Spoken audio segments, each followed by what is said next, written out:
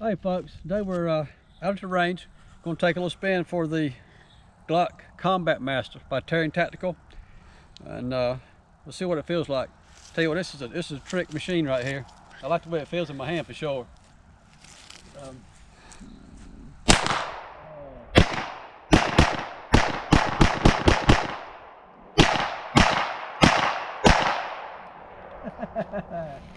Oh. Oh man, that thing rocks right there. That is a cool deal. I like the way that feels.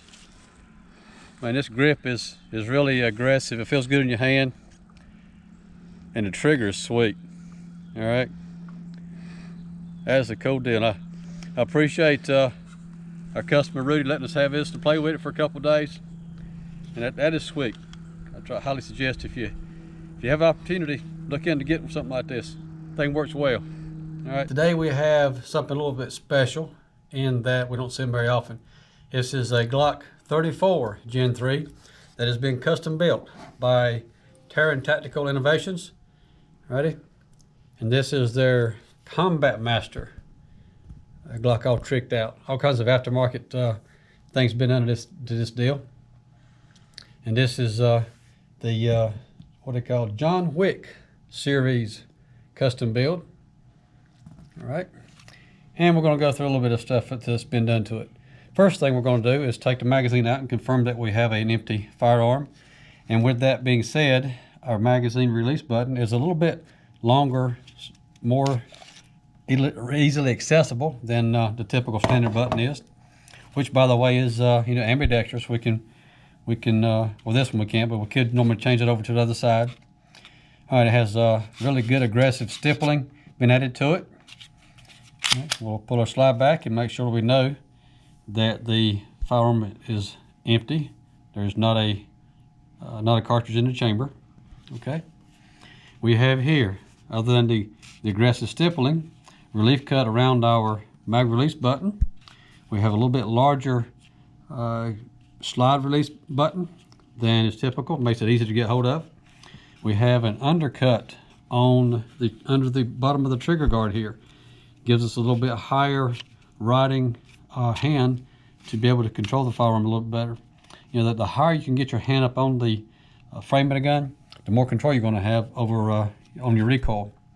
Here we also have the mag well that has been added to it, much larger mag well to be able to funnel your magazine in there quickly.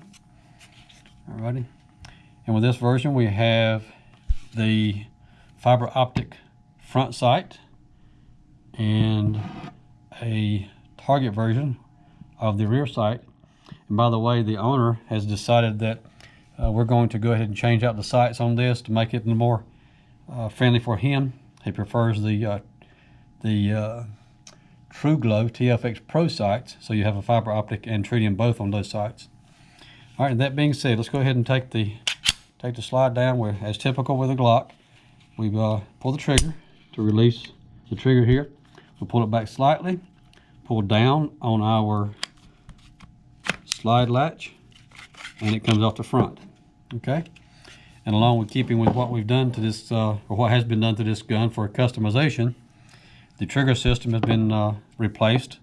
A lot of modifications in there with aftermarket trigger components.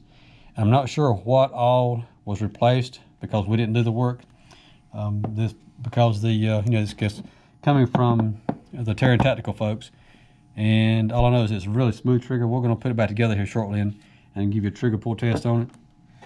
And here we have another change the guide rod out. This is a tungsten guide rod that has a captured spring on it. And here we have the barrel that has been plated. Okay, very cool situation there, and it's much better for longevity, long wear, and makes it easy to clean also. And here we have a slide has been aggressively cut. Got a lot of lightning cuts on it. Okay, and a lot of different machining done to make it easy to grab a hold of and pull the slide back. Okay.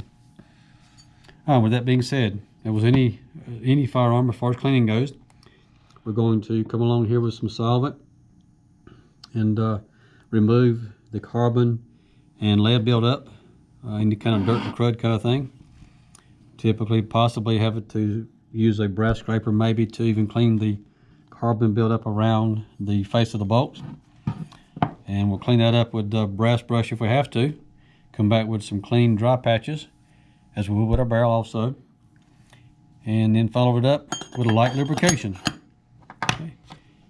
And we're going to place our barrel back into the slide, put our tungsten guide rod back into the front, the nose section of your slide, push forward on our spring, and we'll track this in with our guide rod right there. It tracks on the frame. Pull it back until our latch is engaged, and then we have the gun back together now, ready to roll. Alrighty. So anyway, that's our take on this particular model. What I'd like to do now is we'll do a trigger pull test. I can tell you that the feeling of it before we started recording, it is a really super smooth trigger, very lightweight. I believe it's going to show us, probably going to surprise me on the gauge here. So we have, and it's 2 1/4 pounds. That, yep, maybe 2 3/8. That is cool. All right, very, very nicely done trigger job. And with that being said, let's pull it back a little bit. We're going to cycle the slide. Let's do our reset, see what we can do, how far we got to go for reset. Yes, very minimal movement. All right, this is quite a nice operation here. Okay, and I thank Rudy for letting us borrow this gun so we can talk about it. And if you'll stay tuned with us, at some time in the near future, we're going to run out to the range and give it a whirl, see what we think about it on the firing line. Okay, thanks for watching us, and we'll catch you later.